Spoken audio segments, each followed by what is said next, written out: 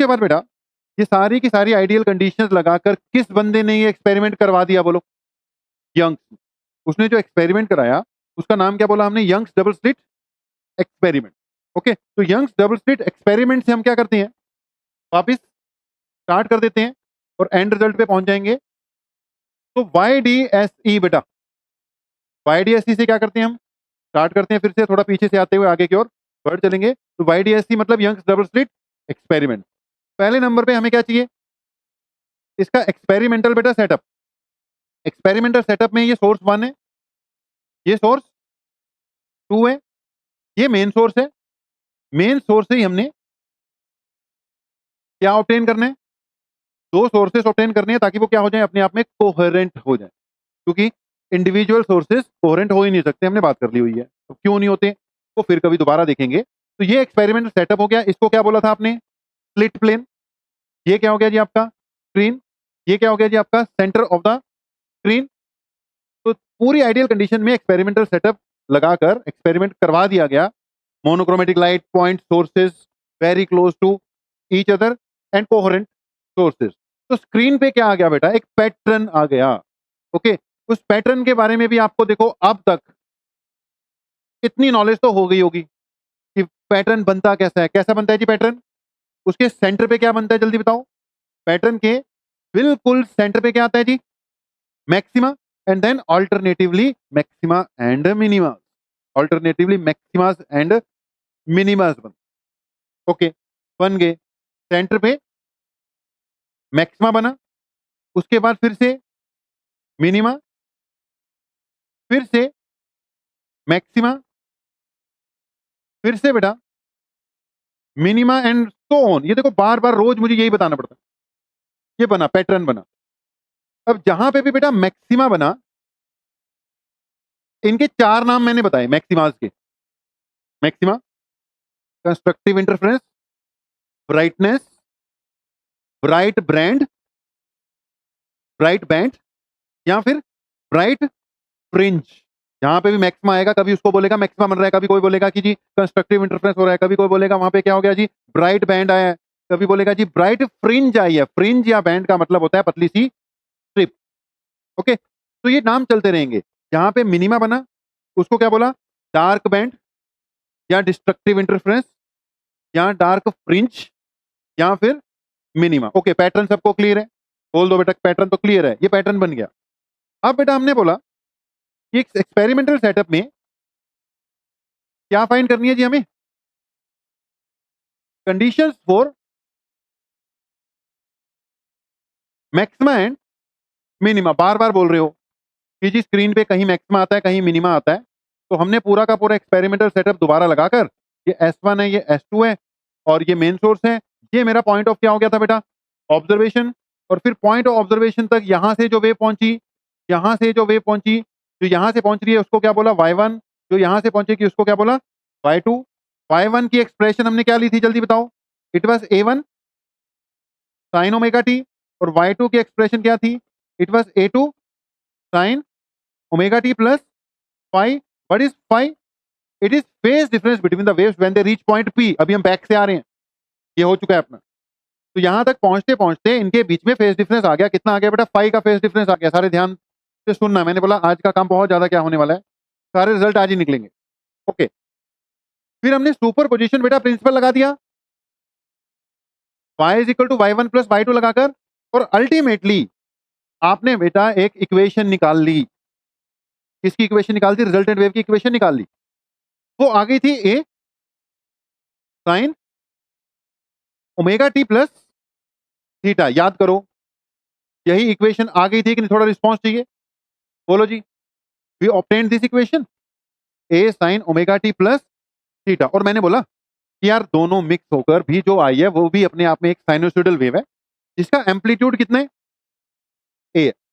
And then we obtain amplitude of the resultant wave equal to A1 square plus A2 square plus 2A1 A2 cos of phi under root.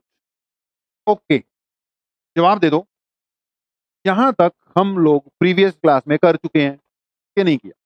कर लिया ना। देखो इतना back से तो मुझे आना ही पड़ता है, रोज आना पड़ता है मुझे, 10 मिनट 15 मिनट रोज प्रीवियस पॉइंट से आना पड़ता है, भले आपने क्लास लगाई हो चाहे ना लगाई हो, हमें बैक से आना पड़ता है, इतना तो हमें करना ही पड़ता है। तो कर कराकर मुझे ये बताओ ये किस चीज की इक्वेशन है, क्लियर है? दो वेव्स आई पॉइंट पी पर, पॉइंट पी कहीं भी हो सकता है, जो भी रिजल्टेंट वेव बनी ये उसका बेटा क्या है, एम्पलीट्यूड। अब अगर ये एम्पलीट्यूड मैक्सिमम है तो मैक्सिमम बन रहा होगा, अगर ये एम्पलीट्यूड मिनिमम है तो ये क्या बन रहा होगा, मिनिमम बन रहा होगा। यहां से हम आगे क्या करेंगे, कंटिन्यू करेंगे, इसके बाद आप लोग लिखना विखना अपना शुरू कर लोगे। ओके जी, तो एम्पलीट्यूड ये आ गया। ओके, एक पॉइंट बताएंगे आपको कि लाइट कम आ रही है या ज्यादा आ रही है। अभी फिलहाल लाइट पढ़ रहे हैं तो लाइट की बात कर रहे हैं। तो लाइट बेटा कम आ रही है या ज्यादा जा रही है, it is measured in terms of intensity of light. किस टर्म्स में मेजर की जाती है, इंटेंसिटी ऑफ लाइट के टर्म्स में मेजर की जाती है। तो आप पहले तो एक कंसेप्ट नोट करोगे कि जो इंटेंसिटी होती है ना बेटा किसी भी वेव की, चाहे वो साउंड वेव हो चाहे जो मर्जी वेव हो, फिलहाल हम लाइट की बात कर रहे हैं, तो इंटेंसिटी जो होती है ना बेटा, यहां से नोट करेंगे सब कुछ, it is directly proportional to square of the amplitude. Intensity और भी कई चीजों पे बेटा जी डिपेंड करती है, लेकिन फिलहाल हम इसको किसके साथ डील करेंगे, एम्पलीट्यूड के साथ डील करेंगे। काम ज्यादा होगा बेटा, लिखना शुरू कर दो। ठीक है, काम आज लिखने वाला होगा, साथ के साथ अपना लिखना स्टार्ट कर देंगे सारे के सारे।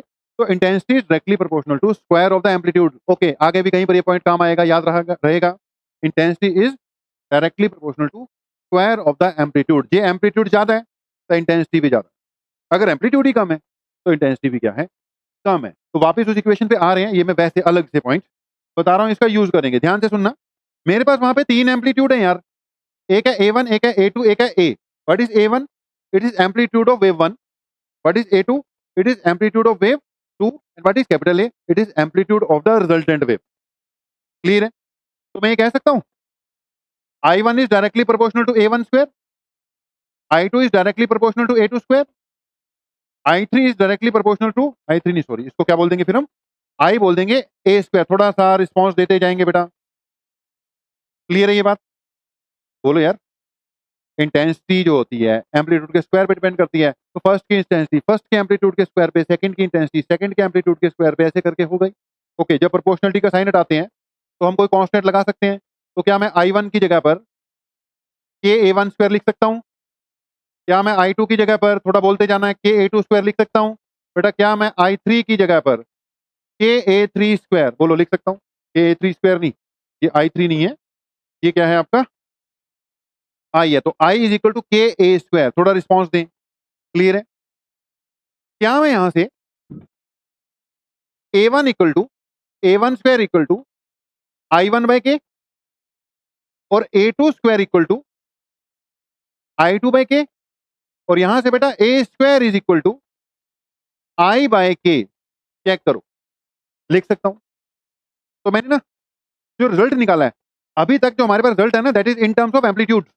वहां से भी मैं एक्सप्लेन कर सकता था, लेकिन हम बकायदा डायरेक्टली इसको इंटेंसिटी वाला रिजल्ट बनाएंगे। बात ही किस टर्म्स में करेंगे, इंटेंसिटी के टर्म्स में करेंगे। तो जितने भी बच्चे इसमें बैठे हुए हैं ये बताओ, वापस हम लाइन पर आ गए कि क्या चल रहा था, क्या करने जा रहे हैं, क्लियर हो गया? देखो 10 मिनट 15 मिनट तो लगते हैं वापस से पूरे फ्लो में आने में, वो मैं वैसे ही लगा देता हूँ। 45 मिनट्स की अपनी क्लास रहेगी, उसमें करा दूंगा मैंने जो काम करवाना होगा आपको, तो 10-15 मिनट तो वैसे ही लगते हैं। ओके, जो इस वक्त लिखा है बोलो, पॉइंट क्लियर हो गया? डन है। अब चलते हैं हम अपने फॉर्मूले पर, इसको नोट कर लेना, मेरे ख्याल से कर ही लिया होगा अब तक। तो वैल्यू पुट करेंगे। तो बेटा जो आप कर रहे थे उसमें आपने जो रिजल्टेंट वेव है ना, उसका एम्पलीट्यूड का स्क्वायर किसके इक्वल निकाल लिया हुआ है, A1 square plus A2 square plus 2A1 A2 cos of phi. जल्दी बोलो, क्लियर है? ओके, अब चेक करना, क्या मैं इसकी जगह पर आई स्क्वायर आई डिवाइडेड बाय के लिख दूं? अभी अभी मैंने पिछली साइड में लिखवाया था, ए स्क्वायर किसके इक्वल था, आई बाय के। बोलो ठीक है, दोबारा दिखाऊं कि क्लियर ही है, लिखा हुआ आपने आई डिवाइडेड बाय के। ओके, बोल के बताना फिर, A1 स्क्वायर की जगह क्या लिख दूं, I1 बाय के। बोलो, लिख दें? इसकी जगह I2 बाय के, और इसकी जगह 2, A1 की जगह अंडर रूट I1 बाय के अंडर रूट I2 बाय के इंटू कॉस ऑफ फाइव। समझ में लग गया? क्लियर है? जो तो बेटा स्क्वायर थे, A1 स्क्वायर की जगह तो पूरा I1 बाय के लिख दिया, लेकिन जहां पे A1 स्क्वायर नहीं है, A1 है, तो रूट लगेगा ना। बोल दो, ठीक है, क्लियर हो गया, ओके। यहां से बेटा अगर आप ध्यान से सुनते हो तो I इज इक्वल टू बन जाएगा I1 plus I2 plus board पे देखना 2, नीचे रूट के तो के हो जाएगा, ऊपर क्या बचेगा अंडर रूट I1 I2, नीचे बेटा जी के हो गया, साथ में क्या आ गया cos फाई, दोनों साइड पे के है, वो क्या हो रहा है आपका कैंसिल ही हो रहा है, I1 बाय के I2 by k, that means it will be I is equal to k cancel हो जाएगा आपका, ये बनने वाला है I1 plus I2 plus 2 under root I1 I2 cos of phi, okay. दूसरा result। ये हो गया किस टर्म्स में, in terms of intensity. Previous result क्या था अपने पास, इन टर्म्स ऑफ एम्पलीट्यूड, थोड़ा सा 5 से 7 मिनट एक्स्ट्रा लगाकर हमने रिजल्ट किस टर्म्स में बना दिया बेटा, इंटेंसिटी के टर्म्स में बना लिया। I is equal to I1 plus I2 plus 2 root I1 I2 cos of phi. बेटा थोड़ा सा रिस्पॉन्स देंगे, क्लियर है यहां तक, ओके। I1 किसकी इंटेंसिटी है, जब वो पॉइंट P पर पहुंची किसकी इंटेंसिटी है, फर्स्ट वेव की, और I2 किसकी इंटेंसिटी है, जब सेकेंड वेव यहां पर पहुंची तो पहले की इंटेंसिटी I1 थी, दूसरे की इंटेंसिटी कितनी थी I2 थी, दोनों जब मिक्स हुई तो रिजल्टेंट वेव की इंटेंसिटी का फार्मूला क्या हो गया, I1 plus I2 plus 2 under root I1 I2 cos of phi. I think point is clear, ठीक है जी। तो इंटरफेरेंस में यंग्स डबल स्लिट एक्सपेरिमेंट, भैया दो सोर्स थे S1 और S2, पॉइंट P पर जो S1 से वेव पहुंची उसकी इंटेंसिटी ये है, जो दूसरी वेव पहुंची उसकी इंटेंसिटी I2 है, दोनों जब मिक्स होकर जो न्यू वेव बनी उसकी इंटेंसिटी का फार्मूला ये है, सही हो गया। अब ध्यान से सुनना, I1 तो जो है सो है, इंटेंसिटी जो है सो है, वो तो ये लेकर पहुंची, I2 भी जो है सो है, तो I1 I2 पे जोर नहीं है, पंगा किसका है कि जब ये वेव वहां पर पहुंची तो फर्स्ट वेव और सेकंड वेव के बीच में फेज डिफरेंस कितना था। अगर ये फेज डिफरेंस 90 से कम है, फेज डिफरेंस 90 से क्या है, कम है, तो कॉस की वैल्यू पॉजिटिव रहेगी। जल्दी बोलो, पॉइंट समझ रहे हो कि नहीं, अगर ये फेज डिफरेंस 90 से कम है तो कॉस की वैल्यू क्या रहेगी, पॉजिटिव। तो net intensity normally I1 plus I2 होनी चाहिए थी, I1 प्लस I2, दोनों वेव आई मिक्स हुई तो नेट इंटेंसिटी तो बढ़नी चाहिए थी, I1 प्लस I2 होनी चाहिए थी। लेकिन अगर ये टर्म नेगेटिव हो गई, cos फाई नेगेटिव होने के कारण यहां नेगेटिव आ गया, तो net intensity I1 plus I2 नहीं, उससे क्या चले जाएगी, डाउन चले जाएगी नेगेटिव टर्म के कारण। बोलो पॉइंट समझ गए कि नहीं। अगर 90 से कम है, सॉरी, अगर 90 से कम है तो ये क्या रहेगा, पॉजिटिव। तो net intensity I1 plus I2 plus यहां से भी कुछ और एडिशन हो जाएगी। मैंने उल्टा बोल दिया, फिर से सुन लो, फिर से बोल रहा हूं। अगर एंगल यानी फेज डिफरेंस 90 से क्या है, कम, तो फर्स्ट क्वाड्रेंट में कॉस की वैल्यू क्या होती है, पॉजिटिव, तो ये टर्म क्या हो जाएगी, पॉजिटिव रहेगी। तो net intensity I1 plus I2 plus something और आ जाएगा। लेकिन अगर फेज डिफरेंस 90 से क्या चले गया, ऊपर, अगर फेज डिफरेंस 90 से ऊपर चले गया तो कॉस क्या दे देगा आपको, नेगेटिव वैल्यू दे देगा। कॉस नेगेटिव होने के कारण ये सारी टर्म क्या हो जाएगी, नेगेटिव हो जाएगी। सारी टर्म नेगेटिव होने के कारण intensity I1 plus I2 minus something आएगी, मतलब कम हो रही होगी। जल्दी बोलो, मेरा पॉइंट फॉलो कर रहे हो कि नहीं, नहीं समझे, बोल दो, दोबारा बता देते हैं। नहीं क्लियर हुआ, किसको क्लियर नहीं हुआ बोलो, हाथ खड़े करो। जिसको क्लियर नहीं हुआ हाथ खड़े करो, एक दो, मतलब वैसे हाथ खड़े करने की जरूरत नहीं होती, मतलब ऐसे गंदे से चेहरे जब बना लेते हो तो वहीं से पता लग जाता है कि भी समझ में नहीं लगा। फिर से सुनो, net intensity I1 plus I2 plus 2 under root I1 I2 cos phi. कोई बात नहीं, रिफ्रेश करो दोबारा, दोबारा देखो, फार्मूला तो क्लियर है। ये किसकी इंटेंसिटी, जल्दी बताओ, it is intensity of the resultant wave eight point P, ये क्लियर है। I1 I2 किसकी इंटेंसिटी, ये भी क्लियर है, फर्स्ट और सेकंड वेव की। फाई क्या चीज है, ये भी क्लियर है, इट इज फेज डिफरेंस। अब बेटा ये कॉस है, अगर फेज डिफरेंस, अभी लिखना मत, लिखने वाली बात मैं बाद में बताता हूँ, लिखना है जो मैं लिखवा दूंगा। अगर फेज डिफरेंस 90 से क्या रहा, कम, क्योंकि फेज डिफरेंस तो कुछ भी हो सकता है ना। अगर फेज डिफरेंस 90 से कम रहा, 0 से 90 के बीच में, टेल मी, आप बताना, cos फाई की वैल्यू पॉजिटिव आएगी कि नेगेटिव आएगी, पॉजिटिव। फर्स्ट क्वाड्रेंट है, cos फाई पॉजिटिव देगा, पॉजिटिव देगा तो मतलब नेट इंटेंसिटी बढ़ रही होगी। I1 प्लस I2 तो आना ही आना है, प्लस यहां से भी कुछ आ जाएगा, जल्दी बोलो, समझ रहे हो कि नहीं? बढ़ रही होगी। अब तो क्लियर हुआ। अगर ये फेज डिफरेंस ग्रेटर देन 90 हो गया बेटा, फेज डिफरेंस तो कुछ भी हो सकता है ना, वो तो 180 भी हो सकता है। अगर ये ग्रेटर देन 90 हो गया तो cos फाई कैसी टर्म दे देगा आपको? नेगेटिव वैल्यू दे देगा कि नहीं दे देगा, बोलो। अगर cos फाई ने नेगेटिव वैल्यू दे दी तो क्या यहां नेगेटिव आ जाएगा? अगर ये नेगेटिव हुआ तो ये दोनों i1 प्लस i2 तो चलो करने की कोशिश करेंगे, लेकिन ये वाली जो टर्म है, ये वाली टर्म, ये उस रिजल्ट को क्या करवा रही होगी?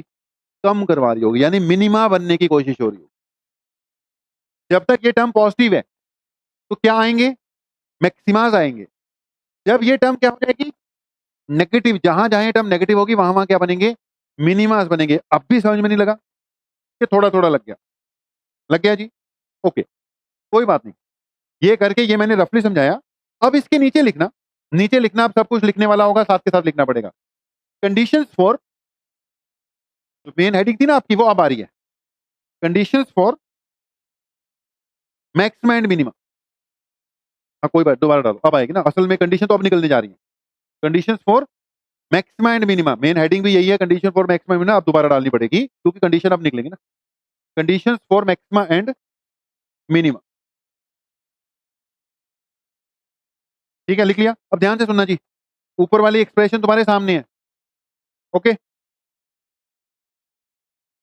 फॉर मैक्सिमा,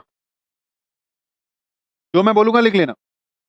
तो मैंने बोला फॉर पॉइंट पी, बोल के लिखवा रहा हूं, ठीक है। For point P, condition for maxima and minima main heading आ गई, उसके अंदर पहले किसकी लिखवा रहा हूं? मैक्सिमा की। तो लिखो for point P to be a maxima, for point P to be a maxima, cos phi should be maximum. देखो, पॉइंट पी पे इंटेंसिटी मैक्सिमम के लिए cos फाई को क्या होना पड़ेगा? मैक्सिमम होना पड़ेगा, क्योंकि cos फाई का ही खेल है सारा। बोलो क्लियर हो गया? cos phi should be maximum, यानी बेटा cos फाई की वैल्यू क्या होनी चाहिए? +1। cos फाई ज्यादा से ज्यादा कितना हो सकता है? 1 हो सकता है। तो मैथमेटिकल तो बिल्कुल इजीली हो जाएगा सारा। cos phi should be equal to +1। बोलो क्लियर हो गया? cos फाई किसके इक्वल होना चाहिए? 1 के इक्वल होना चाहिए। मतलब क्या निकला? जो फाई है वो कितना होना चाहिए? 0 होना चाहिए। cos फाई की वैल्यू कब आती है? 1। जब एंगल कितना होता है? 0 होता है। अब इसमें तो कोई दिक्कत वाली बात नहीं है, तो सीधा ही निकल रहा है। It should be equal to 0, क्योंकि cos फाई को मैक्सिमम करने के लिए cos फाई को 1 होना पड़ेगा, वो भी पॉजिटिव वाला। उसके लिए इसको क्या होना पड़ेगा? 0 होना पड़ेगा। लेकिन बेटा आपको ये भी पता होना चाहिए, ये 2 पाई पे फिर से क्या हो जाता है? 0 हो जाता है। cos फाई की वैल्यू 0, cos 0 भी 0 है, और पूरा 360 डिग्री का साइकिल कंप्लीट करने के बाद cos 360 यानी कि 2 पाई पे फिर से क्या हो जाता है? 0 हो जाता है। यानी इस पे भी बात बन जाएगी। ये 4 पाई पे फिर से क्या हो जाएगा? 0 हो जाएगा। ये 6 पाई पे भी 0 हो जाएगा। मतलब जनरली इसको मुझे लिखना पड़ेगा 2n पाई, यानी कि pi should be equal to 2n pi. n कहां से स्टार्ट करना है? 0 1 2। बोलो जी, क्लियर है कि नहीं? अब तो क्लियर होगा, अब तो कुछ नहीं है, मैथमेटिकल है। बोलो क्लियर हो गया सब कुछ? तो बेटा this is the condition for maxima. तो अब दवा दब करते जा रहे हैं जी हम। आई किसके equal? i1 plus i2 plus 2 root i1 i2 cos pi. Maxima की कंडीशन क्या आ गई कि जी phi should be equal to 2n pi. जहां जहां पर फाई यानी कि फेज डिफरेंस 2 पाई के मल्टीपल्स में आएगा, 0 2 पाई 4 पाई 6 पाई 2n पाई, वहां वहां पर क्या आएगा? मैक्सिमा आएगा। नाज नहीं समझ में लग रहा? ध्यान दो इधर भाई, ठीक है, क्योंकि टॉपिक देखो अब जो है जैसे हैं वो तो करनी पड़ेंगे। अब यहां से फिर भी आपका ना जो माइंड है वो चलना शुरू हो जाएगा। इससे पहले थ्योरेटिकल चल रहा था, कल हमने डेरिवेशन टाइप किया, अब तो बिल्कुल कंक्लूसिव रिजल्ट्स आ रहे हैं, फार्मूले आने शुरू हो जाएंगे। फार्मूले आने शुरू हो जाएंगे, यहां से फिर काम होना शुरू हो जाएगा। तो phi should be equal to 2n pi, ये किसकी कंडीशन होगी बेटा? मैक्सिमा की कंडीशन। आगे लिख लो फॉर मिनिमा। फॉर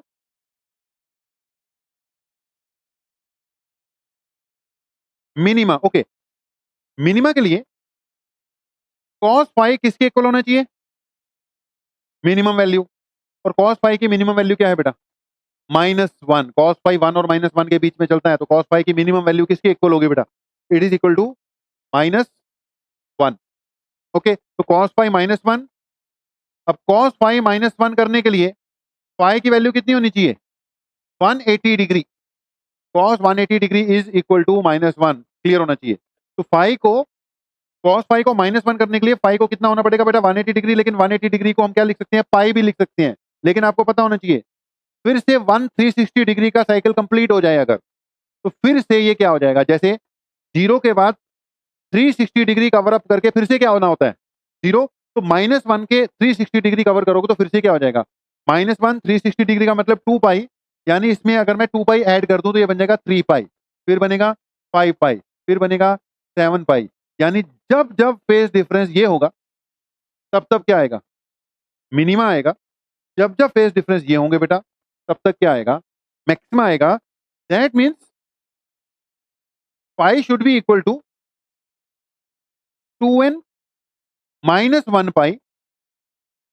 पाई कहां से शुरू करना है? 1 2 3 एंड सो ऑन। जो बेटा मैक्सिमा के लिए आपका जो n है वो कहां से स्टार्ट करना होता है? 0 से। लेकिन मिनिमा के लिए जो n है कहां से स्टार्ट करना है? 1 से स्टार्ट करना है। ये 0 से नहीं स्टार्ट करते। क्या आएगा बेटा? n की वैल्यू, ओके सॉरी, ये क्या होना चाहिए? n होना चाहिए। ऐसी गलतियां भाई बताते रहा करो। तो ये हो गया n इज इक्वल टू 1 2 3। यहां पे n नहीं होना चाहिए। अब बताओ फाइनली, ये तो समझ में लगा होगा कि ये भी नहीं लगा? लग गया जी? ओके, तो कंक्लूजन क्या निकला जी? एक होता है YDSE।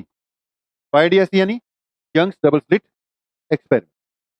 उसका बनता है जी एक पैटर्न। पैटर्न कैसा है वो बार बार नहीं बोलते हैं। कहीं मैक्स में, कहीं पर मिनिमम है। अब उसकी क्या निकाल दी हमने? कंडीशन निकाल दी कि भाई स्क्रीन पर जहां जहां पर बेटा फेस डिफरेंस 0 2 पाई 4 पाई 6 पाई यानी कि 2 एंड पाई में होगा, वहां वहां पर क्या बनेंगे? मैक्सिमास बने। और जहां जहां पर फेस डिफरेंस पाई 3 पाई 5 पाई यानी कि 2n -1 पाई होगा, वहां वहां पर क्या बनेंगे? मिनिमास बनेंगे। तो पहले सिर्फ ऑब्जर्व किया कि भाई यहाँ मैक्सिमा आ रहा है, यहाँ मिनिमा आ रहा है, यहाँ मैक्सिमा आ रहा है, यहाँ मिनिमा आ रहा है। अब वो बता रहा है कि भाई सेंटर पे मैक्सिमा इसलिए आ रहा है क्योंकि वहां पे फेस डिफरेंस कितना है? 0। उसके थोड़ी दूरी पर मिनिमा इसलिए आ रहा है क्योंकि वहां पे फेस डिफरेंस कितना है? पाई। उसके बाद फिर से मैक्सिमा इसलिए आ रहा है क्योंकि वहां पे फेस डिफरेंस कितना हो गया है?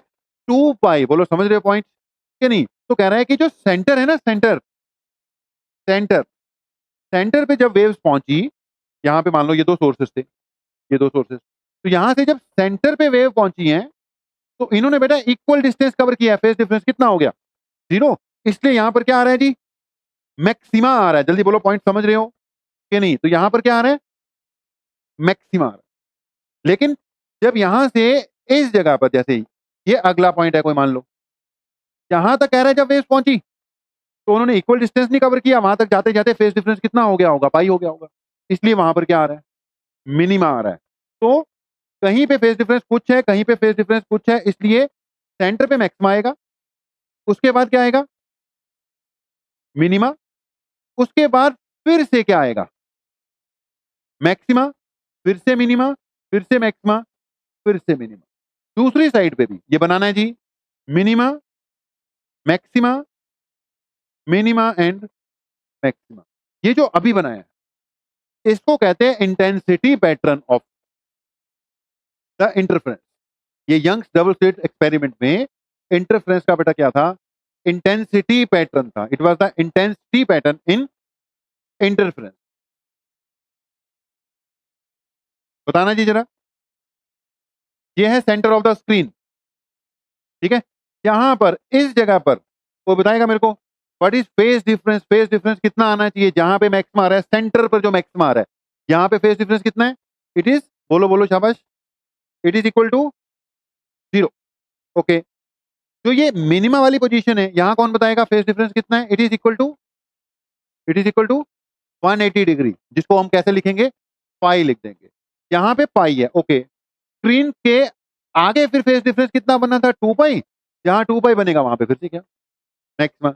जहां पर पाई बनेगा वहां पे फिर से क्या? Sorry, minima, and so on. इसलिए ये ऐसा कुछ होता है। स्क्रीन के दूसरी तरफ भी इसको बेटा माइनस पाई शो करेंगे, इसको हम माइनस 2 पाई शो करेंगे, ये minus 3 pi, minus 4 pi and minus 5 pi and so on. ये जो अभी अभी बनाया इसको कहते हैं इंटेंसिटी पैटर्न। एक बार हो जाए, जब सारा हो जाएगा फिर एक बार सारा तेजी से रिवाइज भी करवाएंगे। बनाना है इसको डायग्राम को। This is the intensity pattern of YDSE, the intensity pattern. बोले ठीक है, बन जाएगा। बोला तो करो कुछ, बन जाएगा। तो ये हो गया इंटेंसिटी पैटर्न। ओके चलो, कंडीशन याद हो जाएंगी। क्या कंडीशन है, कुछ चीजें मैं टिप्स पे लेता होता हूँ फिर बाद में एक बार करने के बाद। तो what is condition for maxima? Maxima की क्या कंडीशन है? Phi should be equal to, phi should be equal to, नहीं जनरली क्या बोलेंगे, phi should be equal to 2n pi. 0 भी है, 2 पाई भी है, सब बहुत कुछ है ना। तो इसको जनरली क्या बोलते हैं, condition for maxima is equal to phi should be equal to 2n pi. What is condition for minima? Phi should be equal to 2n minus 1 pi. इसको कहते हैं कंडीशन फॉर मैक्सिमा, जो हमारा टारगेट है। Okay, हमें result से वैसे क्या है ज्यादा मतलब है, सीबीएसई के सिलेबस में डेरिवेशन नहीं है, लेकिन डेरिवेशन एक बार करनी जरूरी थी पूरी की पूरी शुरू से कंसेप्ट क्लैरिटी के लिए। इससे के बाद अगले रिजल्ट में डायरेक्ट ही आपको प्रोवाइड करूँ। ओके जी, अब एक और पॉइंट बता रहे हैं। हेडिंग डालो, नोट डालकर हेडिंग डालना, नोट डाल के एक छोटा सा पॉइंट डालना है आपने, पाथ डिफरेंस। पॉइंट डालो नोट डालकर, पाथ डिफरेंस। ओके, दो वेव्स के बीच में ना बेटा एक क्या हो जाता है कभी कभी, ये ध्यान से सुनना, पाथ डिफरेंस और फेज डिफरेंस का कंसेप्ट। अब फेज डिफरेंस तो मुझे पता ही है क्या होता है। एक होता है कंसेप्ट किसका बेटा, पाथ डिफरेंस। ध्यान से सुनना, ये मान लो कोई भी वेव है, ठीक है जी, इसके ऊपर मैंने 2 पॉइंट लिए जी, ए और बी। चेक करना ए और बी के बीच में फेज डिफरेंस कितना है, कोई बता सकता है? देखो ए और बी के बीच का फेज डिफरेंस कितना है, पूरी की पूरी एक वेव का फर्क है कि नहीं।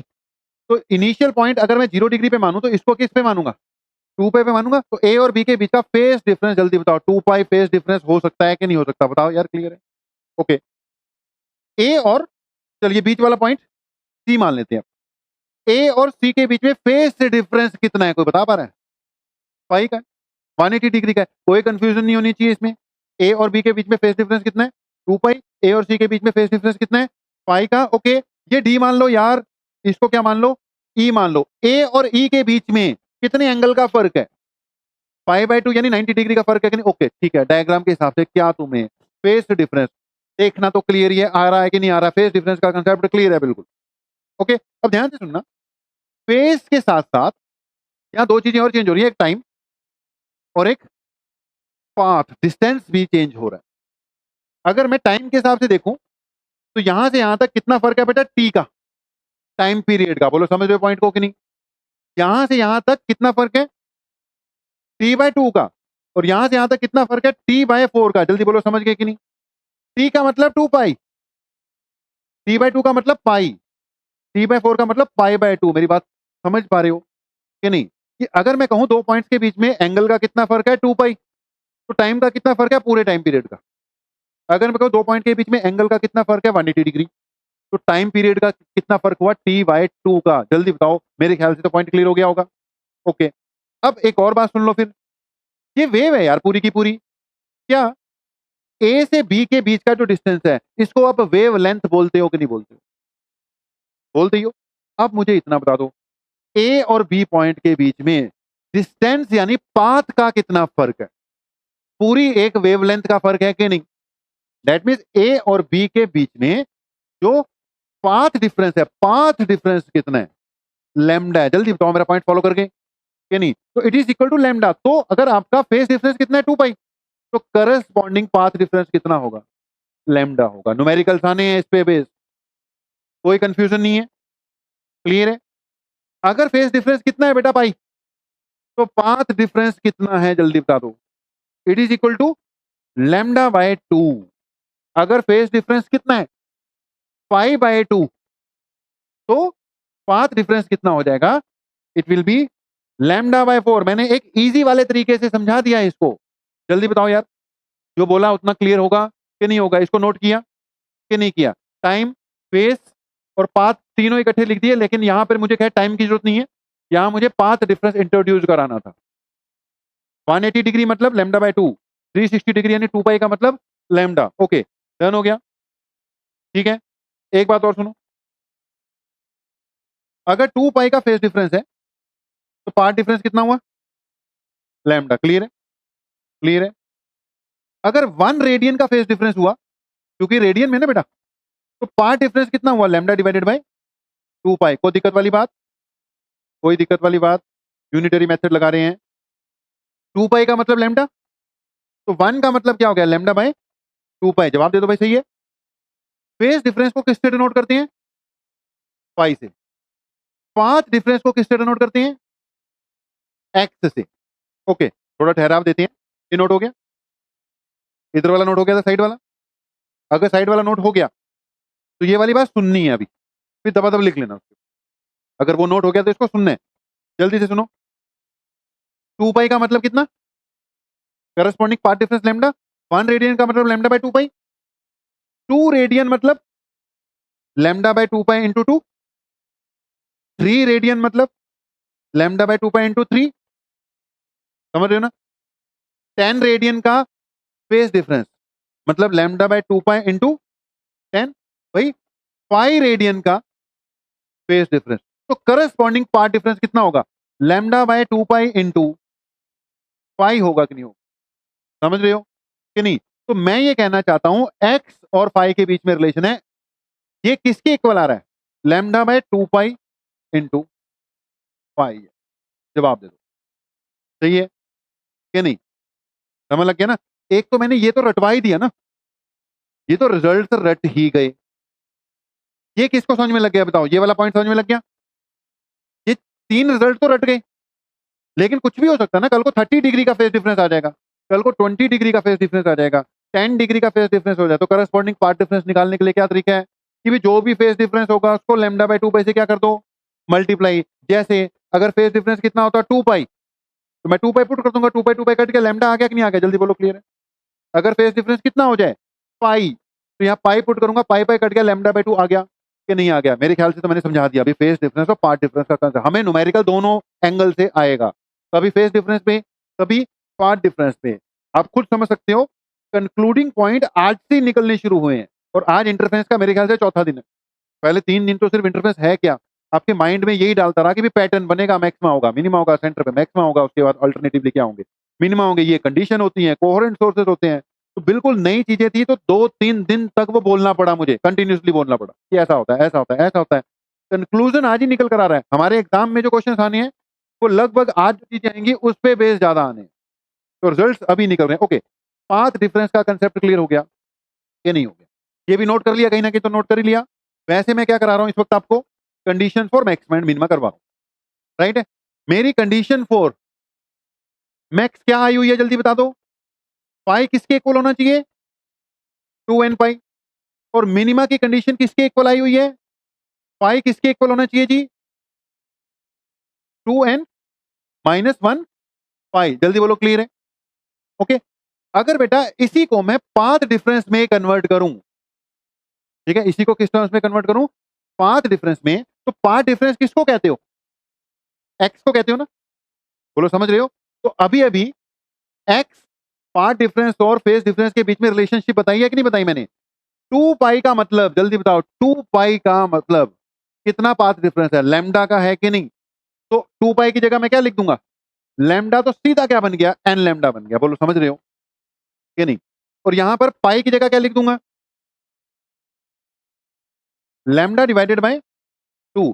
तो दिस इज ऑल्सो बेटा condition for maxima and minima. ये भी कंडीशन ही है किसकी? मैक्सिमा और मिनिमा की, लेकिन किस टर्म्स में? पाथ डिफरेंस के टर्म्स। बोलो भाई, समझते समझते सांस चढ़ गया भाई कई बच्चों को, तो मेरे को समझाते समझाते नहीं चला। बच्चे कह रहे मैंने बच्चे का नाम लिया, मैंने नाम लिया आपका। मैं कह रहा हूँ समझते समझते सांस, सही बात है, चीजें ऐसी थी, सांस चढ़ गया समझते समझते, मुझे समझाते समझाते चढ़ गया। चलो, समझ में लगना चाहिए, सांस चाहे जितना मर्जी चढ़ जाए, कोई चक्कर वाली बात नहीं है। जल्दी से बताओ, रिजल्ट क्लियर है कि नहीं? ये फाइनल रिजल्ट है मेरा। जो हमारी हेडिंग थी condition for maxima and minima. तो बेटा कभी इस टर्म्स में आएगा, कभी इस टर्म्स में आएगा। This is also condition for maxima, this is also condition for maxima. ये कंडीशन ऑफ क्या हो गई, मिनिमा हो गई। ओके, अब वैसे मैं इंटेंसिटी पैटर्न बना चुका हूं, एक बार फिर से मैं बनाने जा रहा हूं इंटेंसिटी पैटर्न। देखो ये जितने पैटर्न और डायग्राम्स है ना, वो सारे के सारे मैं यहाँ पे डायग्राम ला भी सकता हूँ। कभी कभी मैं बीच में डायरेक्ट अपने आप चल रहे होते हैं, लेकिन जो अपने आप चल रहे होते हैं ना, फिर उसमें तुम लोग बनाने में ज्यादा टाइम लगा देते हो। मुझे साइड पे क्या करना पड़ता है, वेट करना पड़ता है। तो इसलिए फिर मैं डायग्राम लेके नहीं आता, खुद ही बना रहा हूँ सारे के साथ ही इकट्ठे बना लेंगे। तो बेटा ये जो इंटेंसिटी पैटर्न है ना, अभी अभी थोड़ी देर पहले भी मैंने बनाया था, बहुत जरूरी है। कभी कभी 2 नंबर में सीधा यही क्वेश्चन आ जाता है, draw labelled intensity pattern of 5DST। 5DST यानी यंग डबल स्लिट एक्सपेरिमेंट में जो पैटर्न बनता है वो कैसा बनता है। ओके, सेंटर पर फेस डिफरेंस कितना होता है, रट गया सबको, क्या बनेगा यहाँ पर, मैक्सिमम। ओके, उसके बाद फेस डिफरेंस कितना लेना है भाई, पाई वाला लेना है, वहां पे क्या बना देना है, मिनिमा। और यहाँ पे खास बात है, जितने भी मैक्सिमास बनेंगे इंटेंसिटी सबकी क्या रखनी है, सेम। और जितने भी मिनिमास बनेंगे उन सबकी इंटेंसिटी भी क्या रखनी है, same. All the maximas should have same intensity, all the minimas should have same intensity. तो ये पैटर्न बनेगा बेटा कुछ इस टाइप का, पहले भी बनाया था मैंने। इंटेंसिटी का लेवल सेम लेकर जाना है जी,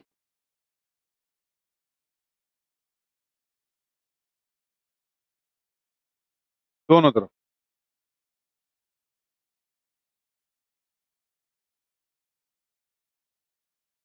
थोड़ी देर पहले जब मैंने डायग्राम बनाया था, दूसरे सेंस में बनाया था बेटा, उस वक्त समझाते हुए बनाया था। अब बोल रहा हूं आपको ये याद करना है। इस तरफ क्या प्लॉट किया मैंने, ये स्क्रीन से डिस्टेंस है, ठीक है। ये स्क्रीन है बेसिकली, ये दो चीजों के बीच में ग्राफ नहीं है। एक होता है ना ग्राफ बनाते हैं, ये दो चीजों के बीच में ग्राफ नहीं है। इस तरफ क्या प्लॉट किया, स्क्रीन है, ये स्क्रीन से डिस्टेंस है बेसिकली। और इस तरफ क्या प्लॉट किया बेटा, दिस इज इंटेंसिटी। सेंटर पे मैक्स में ये पाई है, ये वाला पॉइंट क्या हो गया, बोलेगा मेरे को कोई, ये कौन सा पॉइंट लिखूंगा मैं यहाँ पर, 2 पाई। ये कौन सा पॉइंट लिखेंगे हम, 3 पाई। इसको क्या लिखेंगे, 4 पाई। ये हो जाएगा आपका 5 पाई। इधर वालों को बस माइनस शो कर देंगे, माइनस का कोई मतलब नहीं होता, लेकिन फिर भी अब वो बैकवर्ड साइड पे होते हैं तो उनको माइनस शो कर देते हैं। -2 पाई, -3 पाई, -4 पाई एंड -5 पाई। ओके, सब की इंटेंसिटी का लेवल क्या रखा है, सेम। ये नोट पॉइंट है हमारा, all the maximus should have same intensity, या all the maximus have same intensity. Should have नहीं, वो तो ऑब्जर्व ही किया गया ना, तो सेम इंटेंसिटी की आए। All the maximus have same intensity, all the minimus have same intensity. Minimus की सबकी इंटेंसिटी आपस में सेम, मैक्सिमस की सबकी इंटेंसिटी भी आपस में सेम। याद रहेगा जी। ओके, ध्यान से सुनना, ये जितने मिनिमस है ना बेटा, इन सब की इंटेंसिटी मैंने 0 शो की है। जरूरी नहीं है 0 हो, हम आइडियल केस लेकर चल रहे हैं। आइडियल केस क्या है कि A1 is equal to A2, बोलो समझ रहे हो कि नहीं। आइडियल केस ये है कि जो दोनों सोर्सेस थे ना, दोनों सोर्सेस से जो लाइट आ रही थी उनकी इंटेंसिटी आपस में, सॉरी उनके एम्पलीट्यूड आपस में क्या थे, सेम थे। मेरा पॉइंट समझ रहे हो ना। आइडियल केस में A1 should be equal to A2। अगर A1 A2 इक्वल हो गए तो I1 should be equal to I2। इसको क्या मान लेते हैं, I0 मान लेते हैं। बोलो समझ रहे हो मेरी कहानी को। I1 should be equal to I2, जिसको क्या मान लिया हमने, I0 मान लिया, आइडियल केस। ओके, अगर ऐसा है तो जहां पर बेटा मैक्स आना था वहां पे क्या आना चाहिए था, I1 plus I2 plus 2√I1 I2 cos phi वाली टर्म तो 1 कर दी हुई है मैंने मैक्स के लिए कि नहीं, वो कंफ्यूजन तो नहीं है। वहां पे सिर्फ मेरा काम कंडीशन बनाना था, वहां कंडीशन बना के हमने छोड़ दिया। अब आने वाले डिस्कशन में दोबारा दोबारा आएंगे। ओके, पैटर्न तक किसी को कोई कंफ्यूजन डन है, बोला तो करो यार। पैटर्न तक क्लियर है, सब कुछ बन जाएगा, एग्जाम में आ सकता है, नाज बन जाएगा। ये गाल जो है ना, इसको सहारा मत दे, इसको सहारा देगी तो बात नहीं बनेगी। हाँ, बिना सहारे के अपनी जो है बैठो। ये स्टेप क्लियर है? बोलो, बोलो, जोर से बोल के बताओ। आई मैक्स जो है, मैक्सिमा आने के लिए यहाँ पे cos फाई होता है ना बेटा, cos फाई 1 किया हुआ है, कंडीशन है मैक्सिमा की। क्लियर हो गया? ओके। आइडियल केस में I1 equal to I2 equal to I naught कर दिया मैंने। ओके। तो मैक्स की कंडीशन क्या आएगी चेक करना जरा, इसको सॉल्व करके देखो। क्या ये 4 I नॉट बन रहा है? सॉल्व करके देखो। I1 की जगह भी I नॉट पुट कर दिया, I2 की जगह भी I नॉट पुट कर दिया। उधर 2 रूट I नॉट बाहर आके कल I नॉट रह गया, तो I naught plus 2 I naught check कर लो अपना, चेक कर सकते हो 4 I नॉट आ रहा है कि नहीं आ रहा। हाँ या ना में जवाब दे दो जल्दी से। आ गया? आ गया। तो ये कितना हो जाएगा? 4 I नॉट। ओके। तो अगर बेटा सब कुछ आइडियल चल रहा होगा तो जितने भी मैक्सिमास हैं इसकी मैक्सिमम इंटेंसिटी कितनी आएगी? It will be equal to 4 I naught. YTSC वाले में तो 4 I नॉट ही आया था, क्योंकि उसने तो सब कुछ आइडियल लिया है। कल को जब हम न्यूमेरिकल्स करेंगे वहां कुछ भी होगा, वो बोलेगा पहले की इंटेंसिटी आई थी, दूसरे की इंटेंसिटी 4 आई थी। वहां से जो भी निकलेगा हम निकालेंगे, लेकिन यहां पर अगर आइडियल है तो ये होगा। ओके, ध्यान से सुनना। मिनिमा के लिए क्या होगा? I1 plus I2 minus 2 root I1 I2। जवाब दो भाई। जनरल में यहां पे cos फाई होता है। मिनिमा के लिए cos फाई इक्वल टू क्या लिखा था मैंने? -1। बोलो, बोलो, बोलो। मिनिमा के लिए cos फाई की वैल्यू क्या लिखी थी? -1। तो क्या बनेगा? I1 प्लस I2 ये माइनस हो जाएगा ना, -2 रूट I1 I2। बोलो, डन हो गया। आइडियल केस में I1 equal to I2 equal to I naught लिखना है। चेक करना मिनिमा क्या बनेगा। I naught plus I naught minus 2 I naught, 0 बनेगा कि नहीं बनेगा? तो आइडियल केस में भाई मिनिमा कितना आ जाएगा? 0। तो मैं आपको बोल रहा था यहां पे जितने भी मिनिमा शो किए गए हैं they all are shown to be 0। जरूरी नहीं है, अगर ये इक्वल ना होता, A1 A2 इक्वल ना होते तो I1 A2 भी इक्वल ना होते। हाँ, घटती जरूर, लेकिन वो 0 नहीं आती। अब फाइनली क्लियर हो गया पॉइंट कि नहीं? घटती जरूर। आइडियली ये 4 I नॉट है, ये क्या है?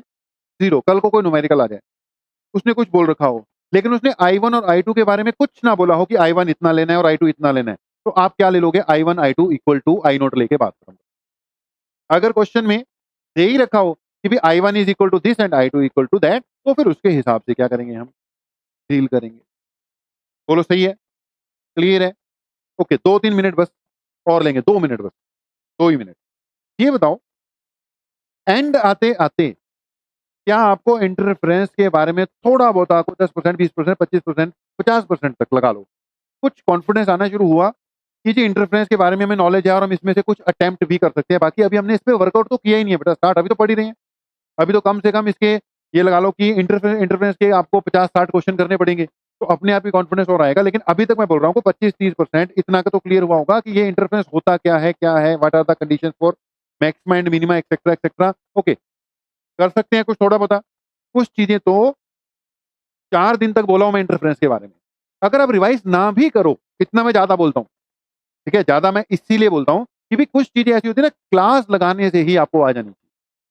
कि इतनी ज्यादा बार हमने इस चीज को बोल दिया जो आपके माइंड में स्ट्राइक करेगा, कुछ चीजें बिना रिवीजन की आपको क्लियर होनी चाहिए। What are the essential condition for sustain interference? इसके लिए किसी रिवीजन की जरूरत नहीं पड़नी चाहिए। What is interference of light? इसकी डेफिनेशन के लिए किसी रिवीजन की जरूरत नहीं पड़नी चाहिए कि क्या चीज है इंटरफ्रेंस ऑफ लाइट, क्या चीज है।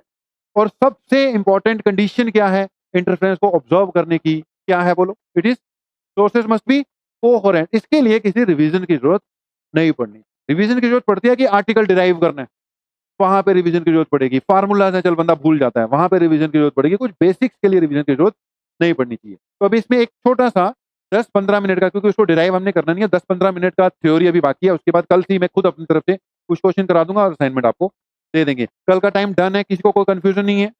क्या टाइम है कल का? 10 बजे आपकी खत्म होगी ना मैथ्स की? हाँ, 10 to 11 है। देखो एग्जैक्टली 10 बजे मैं स्टार्ट करूंगा, ठीक है? 10 से 11 आपके दिन में होगी कल क्लास, तो कल 10 से 11 क्लास है। ओके, ठीक है? उसके बाद पार्टी है, उसके बाद पार्टी भी है, ठीक है? पार्टी हम शुरू करेंगे 12 बजे, जब हिमांशु आ जाना। आप देख, बायो की ट्यूशन का है ये रहा शौर्या। नहीं नहीं, केमिस्ट्री का टाइम तो तुम एडजस्ट कर ही लो, कंटिन्यूटी में केमिस्ट्री खत्म करना। नहीं नहीं, 11 बजे 12 केमिस्ट्री खत्म करो, और क्योंकि इतना टाइम तो लगता ही है ना फिर, इनकी बायो है। चलो देखो हिमांशी आएगी तो हम पार्टी करेंगे वरना नहीं हम करेंगे।